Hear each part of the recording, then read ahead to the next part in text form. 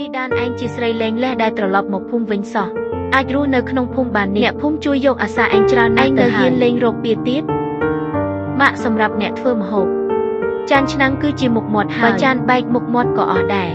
ប្រហែលជាអ្នកមីងបានឃើញក្រដាស់ក្រហមនៅមាត់ទ្វារហើយតើឯងកើតឈួតអីហ្នឹងខួបកំណើត70ឆ្នាំរបស់ពុកខ្ញុំគឺថ្ងៃឯងអស់ហើយដានឯងខឹងនឹងពុកលីកុំមកខឹងនឹងយើងបានទេយើងទាំងពីរធំដឹងក្តីជាមួយគ្នាតែមិនអាចទុកពុកយើងចោលទេណានេះ1000 សងលុយក៏ឯងវិញឯងធ្វើស្អីហ្នឹង1000ទៀតជាសំណងសុំទោសរបស់ខ្ញុំធានមីកាលខ្ញុំលែងលះគ្នាហើយពេលដែលខ្ញុំគ្មានកន្លែងស្នាក់នៅពុកឯងហើយដែលឲ្យខ្ញុំខ្ចីផ្ទះចាស់មួយនេះខ្ញុំចាំទុកមួយជីវិតពិធីជប់លៀងខុបកំណត់ចំហូបតម្លៃ500តែខ្ញុំយកពីឯងតើខ្ញុំធ្វើដើម្បីអ្វីទៅគឺដើម្បីដឹងគុណដែលពុកឯងធ្លាប់គឺដើម្បីមនោសញ្ចេតនាយើងតាំងពីក្មេងមកតែមនោសញ្ចេតនាមួយនេះត្រូវបានចាំបន្តិចអ្នកទៅវិញទៅម្ហូបកម្មវិធីផ្ទះអ្នកខ្ញុំធ្វើមិនកើតកាលពីម្សិលមិញនេះស៊ូបអេងក្រឡាប់ទុកបាត់ថ្ងៃនេះខ្ញុំនៅតែធ្វើឲ្យផ្ទះអ្នកមួយជីវិតនេះខ្ញុំច្បាស់ជាតែខុសចំពោះទេស្មានតែពូកែប៉ុណ្ណាទៅគ្រាន់តែចរចាតម្លៃគ្នាមិនត្រូវសោះណាចាំងស៊ុយហ្វាឯងនិយាយចប់នៅយ៉ាងម៉េចខ្ញុំនិយាយខុសមែនទេខែក្រោយកូនប្រុសខ្ញុំការហើយពីដំបូងគិតចង់តែពេលនេះខ្ញុំមើលមនុស្សដូចឯងនរណាជួលទៅក៏មិនស្ងប់ចិត្តដែរត្រូវឬខុសខ្លួនឯងដឹងច្បាស់ជាងគេហើយខ្ញុំធ្វើម្ហូបកម្មវិធី10ឆ្នាំហើយឯងធ្លាប់មានកម្មវិធី3ដងមានលើកណាដែលខ្ញុំមិនទៅជួយដែលខ្ញុំធ្វើខ្វះម្ហូបមួយមុខទេនោះមកពីឯងស្ម័គ្រចិត្តត្រូវហើយគឺខ្ញុំស្ម័គ្រចិត្តខ្លួនឯងអញ្ចឹងឥឡូវខ្ញុំលែងស្ម័គ្រចិត្តទៀតហើយត្រឡប់ទៅវិញចុះចាំមើលទៅបើគ្មានឯងក៏ខ្ញុំមិនខ្វះបាយហូបដែរអញ្ចឹងសូមជូនពរឲ្យហូបបានឆ្ងាញ់ចុះ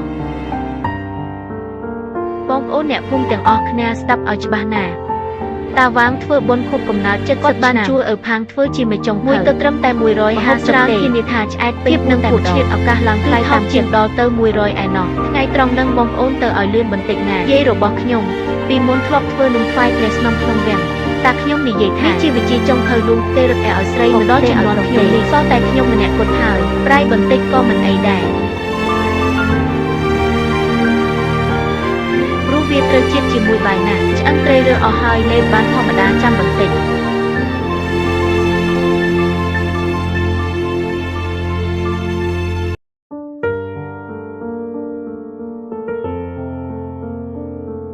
ស្អីគេនឹង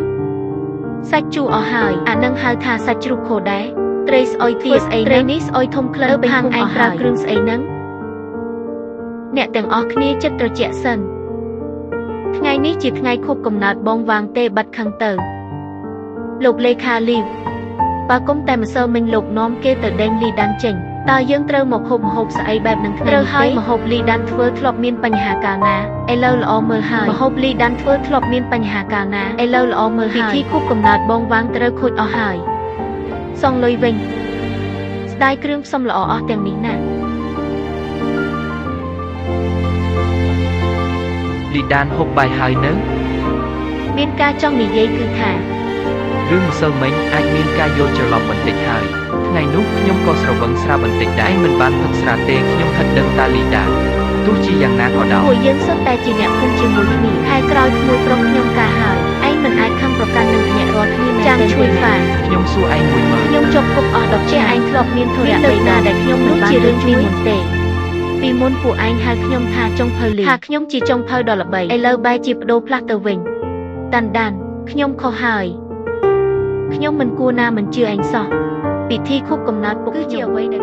ចង់ឲ្យខ្ញុំត្រឡប់មកធ្វើម្ហូបវិញមែនទេបានតើ1000គ្រឿងផ្សំត្រូវរកខ្លួនឯងទទួលខុសត្រូវតែការធ្វើម្ហូបទេ1000នេះប្លន់គ្នាហើយតើនេះជាតម្លៃពិសេសសម្រាប់អ្នកភូមិយើងហើយណាឯងមានន័យថាម៉េចន័យរបស់ខ្ញុំច្បាស់ណាស់កាលពីមុនដែលពួកឯងហូប1ទៅ2គឺខ្ញុំជាអ្នកចេញលុយខាត់ខ្លួនហេតុអ្វីបានជាខ្ញុំសុកចិត្តខាត់លុយតែខ្ញុំយល់ដល់រឿងរ៉ាវចាស់ពេលនេះមិនមែនខ្ញុំមិនយល់ដល់ទៀតទេគឺពួកឯងខ្លួនឯងទេដែលមិនត្រូវការកុំយកមនោសញ្ចេតនាមកធ្វើជាលេខទៀតទេអ្នកដែលបានលើកក្រឡាប់តោរបស់ខ្ញុំការត្រូវតែមកឲ្យគ្រប់ទៅមុខទេវតាចង្ក្រាននៅនិយាយសុំទោសមិនបាច់ក្រាបក្បាលដល់ទេក៏មិនបាច់លើកជង្គង់ដែរលក្ខខណ្ឌតែមួយគត់នៅពេលនិយាយត្រូវសម្លឹងមើលភ្នែករបស់ទេវតាចង្ក្រានខ្វះតែមួយម៉ាត់គឺខ្ញុំមិនកាន់វែកធ្វើម្ហូបឲ្យឡើយ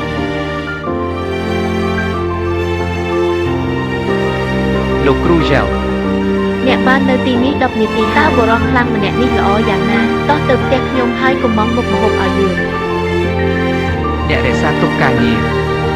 ខ្ញុំមិនអាចយកវាបានទេ ហេតុអ្វីតម្លៃអាចចរចាបានខ្ញុំនឹងផ្ដល់ឲ្យអ្នក200ទៀត វាមិននិយាយអំពីតម្លៃទេសិប្បកម្មរបស់ Leiden មកពីភូមិខ្ញុំបានធំក្លិនវាអស់រយៈពេល10នាទីរបស់គាត់ខ្ញុំមិនអាចបញ្ឈប់បានទេអ្នកយាមចានបាយមាសនិងអង្ករមនុស្សហាអន់ចិត្ត ប្រសិនបើខ្ញុំទទួលការងារនេះពាក្យដែលបានផ្សព្វផ្សាយថាខ្ញុំបានកាន់កាប់តំណែងរបស់ Leiden ណាម្នាក់ណីណាញ៉ាំអាហារបស្ចិមប្រទេសជាម្ហូបមួយក្នុងទីក្រុងនេះប្រហែលជាវាមិនសមនឹងអ្នកទេញ៉ាំច្រើនតាមដែរ អាមេចក៏ដើរចេញបាត់ទៅចប់ហើយចប់អស់ហើយលីដាន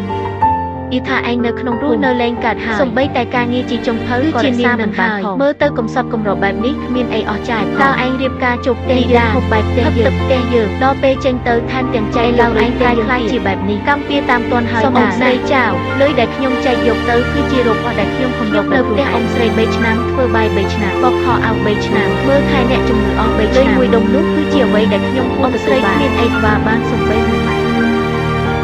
តែពីរឿងចែកលុយទៀតអ្នកនិយាយត្រូវហើយខ្ញុំពិតជាមិនបានផ្ដល់កំណត់កូនឲ្យមែនប៉ុន្តែមុនពេលយើងលែងលះគ្នាបាន1ឆ្នាំកូនប្រុសអ្នកបានទៅតាក់ទងអឹងស្រីម្នាក់នោះបាត់ទៅហើយនេះអ្នកដឹងដែរឬអត់កុំមកចេះតែមួលបង្កាច់គេខ្ញុំមិនបានមួលបង្កាច់អ្នកទេចង់ឲ្យខ្ញុំយកទាំងរូបថតនេះទៅក្នុងគ្រប់ជែករបស់ភូមិវាឲ្យខ្ញុំព្រិនវាចេញយកទៅបិទនៅមុខផ្ទះអ្នកទាំងពីរមកទីនេះថ្ងៃនេះប្រកាសជាដំណឹងថាខ្ញុំមានចង់មកមើលរឿងកំ pl ែងរបស់ខ្ញុំមែនទេមើលហើយក៏ទៅឲ្យខ្ញុំនៅមានការងារត្រូវធ្វើកុំធ្វើឲ្យគេមើលងាយទៀតខ្ញុំលែងលះអ្នកភូមិម្នាក់សុទ្ធតែថាខ្ញុំជាស្រីអត់កូនមិនបានខ្ញុំត្រឡប់មកពួកគេក៏ថាខ្ញុំមិនចេះធ្វើចិញ្ចឹមជីវិតដោយកូនដែរដឹងថ្ងៃនេះពួកចៅកាងបានមកទីនេះពួកវាធ្វើបាបឯងមែនទេអត់ទេឥឡូវខ្ញុំមិនឲ្យគេធ្វើបាបដឹងឯងពិតជាមានបំណងចង់ធ្វើម្ហូបបែបនេះឯងមិនអាចបណ្ដោយឲ្យចាប់ស្នាដៃធ្វើម្ហូបរបស់ឯងគឺបន់ទ្វេនពីចុងដែលមកឯងបន្សល់ទុកឲ្យមិនអាចបាត់បង់បានទេចុះឲ្យខ្ញុំធ្វើមិនទៅធ្វើម្ហូបមួយទៅ2000ឲ្យពួកវាហូបតើពួកវាមានលុយហូបដែរជាមានលុយហូបក៏ដោយតើពួកវាព្រមចេញលុយច្រើនណាស់អញ្ចឹងកុំធ្វើឲ្យពួកវាហូបអីធ្វើឲ្យអ្នកដែលព្រមចេញលុយហូបវិញទៅខ្ញុំមានបងស្រីជីដូនមួយម្នាក់ធ្វើបណ្ដាធ្លាប់ប្រាប់ខ្ញុំឥឡូវអ្នកក្រុងចូលចិត្តស្វែងរកអាហាររដ្ឋានឯងកាន់តែស្ងាត់កំបាយកាន់តែមានសាច់រឿងកាន់តែដែររបស់ឯងតាអ្នកក៏មិនបានប្រាប់ខ្ញុំអ្វីខ្ញុំអាចឃើញអ្នកធ្វើម្ហូបបានទេឡស្មោះត្រង់ឪពុកនិងជីដូនរបស់ខ្ញុំឥឡូវនេះខ្ញុំជា10ឆ្នាំលោកហើយចាប់ផ្ដើមអត្ថន័យដំបូងនេះ2000ក្នុងមួយទុកគឺថោកហេតុអ្វីបានជាស្ត្រីមិនអាចធ្វើជាជំនួយពីបងប្រុសខ្ញុំចង់ទៅអ្នកគឺ Leiden បាទសាច់ជ្រូកអាំងដែលអ្នកបានធ្វើខ្ញុំបានមើលវីដេអូ10ដងថ្ងៃនេះខ្ញុំនឹងញ៉ាំអាហាររួចរាល់2000 1000គឺកន្លះ2000គឺជាចំណូលចិត្តផ្ទាល់ខ្លួនរបស់ខ្ញុំដំបូងរបស់ផ្ទះនេះមានតម្លៃនេះជាការសម្រេចរួមរបស់ភូមិក្នុងការសាងសង់ផ្លូវមិនមានកន្លែងសម្រាប់ដាក់សម្ភារៈវាអាចត្រូវបានព្យាបាលអ្វីដែលខ្ញុំចង់ទៅផ្លូវខ្ញុំ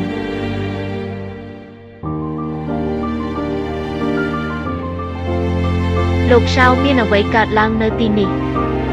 មាននរណាម្នាក់បានបិទផ្លូវទៅកាន់មាត់របស់យើងខ្ញុំដឹងចាំខ្ញុំ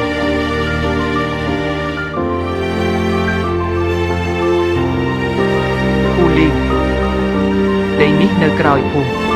ខ្ញុំបានបញ្ចប់នីតិវិធីចាប់ផ្ដើមថ្ងៃនេះខ្ញុំចង់សាងសង់ផ្លូវស៊ីម៉ងត៍នៅទីនេះដែលទៅផ្លូវខេត្តផ្ទាល់អ្នកហេតុអ្វី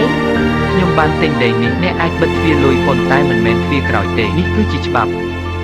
គ្រាន់តែរៀបការជាមួយខ្ញុំអាចមកបានទេបើខ្ញុំមិនបានចូលដៃបានតែប៉ុណ្ណោះឪពុករបស់ខ្ញុំបាននិយាយវាជាការពិតដែលភូមិទាំងមូលបានជួយសង្គមខ្ញុំមិនជួយតើអ្នកណានឹងតោះទៅចូលប្រើកម្លាំងរបស់អ្នកឲ្យអស់ប៉ុន្តែកុំប្រើកម្លាំងរបស់អ្នកនៅពេលដែលកម្ដៅឡើងសូមបើកវា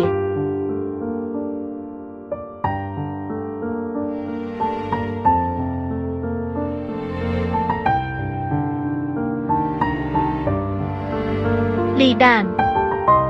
ចង់ក្អេងក្អាងណាស់មែនទេអញដុតបំផ្លាញយូស្គលឯងចោលតើអ្នកមានកំពុងធ្វើស្អីហ្នឹងឯងពួកឯងចង់ប៉ះបោះឬអ្នកដែលបះបោគឺមីងទេយានមកប៉ះពាល់ឆ្នាំងបាយពួកយើងផងខ្ញុំនឹងប្រយុទ្ធស្លាប់រស់ជាមួយមីងថ្ងៃនេះខ្ញុំតំណាងឲ្យអ្នកភូមិទាំងដើម្បីអរគុណដល់លីដាកន្លងមកនៅរឿងរ៉ាវដែលពួកយើងធ្វើមិនត្រូវនិងខុសឆ្គងចំពោះលីដា ខ្ញុំសូមឈរនៅចំពោះមុខអ្នកភូមិទាំងអស់ដើម្បីពោលពាក្យសុំទោសលីដានខ្ញុំខុសហើយខ្ញុំមិនគួរនិយាយបែបនោះដាក់អ្នកទេម្ហូបដែលអ្នកធ្វើពិតជាឆ្ងាញ់ខ្លាំងណាស់វេចឆាម្ហូបនេះឆ្លុះបញ្ចាំងពីទឹកចិត្តមនុស្សហើយភ្លើងចម្ការនេះបង្ហាញពីរសជាតិនៃជីវិត